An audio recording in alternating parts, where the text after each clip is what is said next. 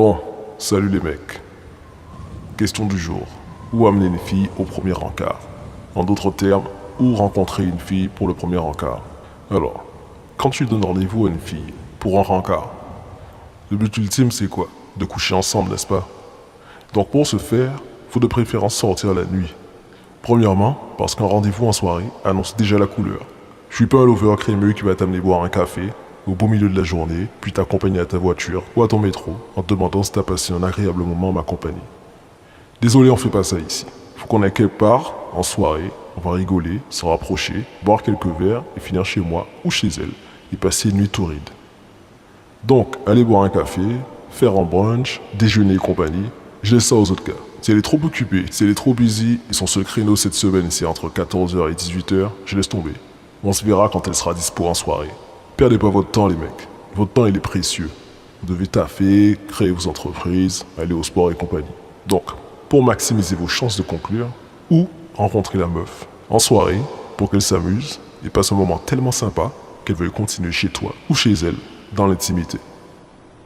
Si tu l'as pas encore compris, il faut l'amener dans un bar. Il y a de l'ambiance, il y a de l'alcool pour désinhiber, il y a de la zik si vous voulez danser, ce qui est bon pour se rapprocher, s'embrasser, se caresser, etc. Tu l'auras compris, Loufière donne pas de conseils pour les gars qui se demandent s'ils doivent embrasser à la fin d'un premier encart. Pour moi, la fin du rencard, c'est le lendemain, quand je décide de rentrer chez moi, ou qu'elle part de chez moi. Ma chaîne n'est pas pour toi, si t'es du genre à les amener au centre commercial pour du lèche-vitrine et manger une glace au plein milieu de l'après-midi. Après, c'est pas grave pour moi. Quand votre petit rendez-vous est fini et qu'elle te fait la bise, elle rentre se préparer pour aller rencontrer un loufière plus tard. Les mecs, je vous encourage à aborder plusieurs meufs, fréquenter plusieurs meufs en même temps, et de vous concentrer sur vous-même. Ça vous permet de pas être dérapant, de pas être needy. Celui qui accepte le rendez-vous entre 14h et 18h, il n'a pas d'autre option. Et il n'est pas assez occupé à construire son succès personnel. Une femme le ressent, c'est un dessécheur de chatte. Quand t'as d'autres meufs à rencontrer, tu rentres pas après une seule meuf.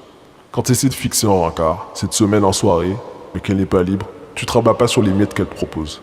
Tu dis ok, pas de souci. On essaie de se capter une autre fois quand t'es libre. Et basta. Faut rester fier les mecs. Et patient. Si ça se fait pas cette semaine, alors ça se fera la semaine prochaine, ou celle d'après.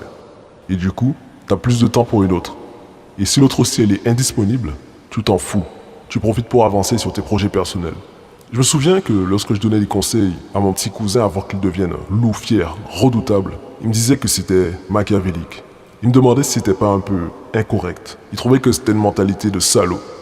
Donc si il y a des gars parmi vous qui se posent ce genre de questions, qui se disent le même genre de trucs, je vais vous dire les mecs, vous croyez que les femmes font pas pareil?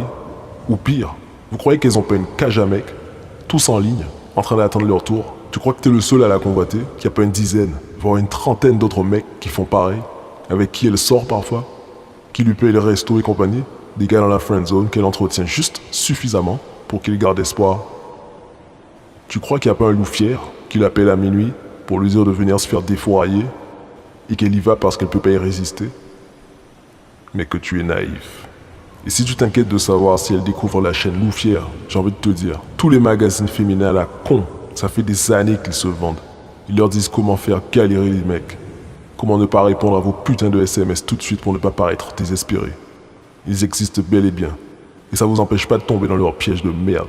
Alors fuck tout ça. Abonne-toi à ma page Patreon et apprends à t'en faire un max. On renverse la vapeur cette année les mecs. Il n'est plus question qu'on vous laisse en plan comme des crétins. Il n'est plus question d'envoyer des messages et de pas avoir de réponse. Plus jamais vous allez vous faire friendzoner. Plus jamais vous allez rater une opportunité parce que vous avez trop parlé. Parce que vous n'avez pas su dire ce qu'il fallait dire au bon moment. Loufière est là pour vous les mecs. Cette année c'est la tienne. Alors abonne-toi, like, commente.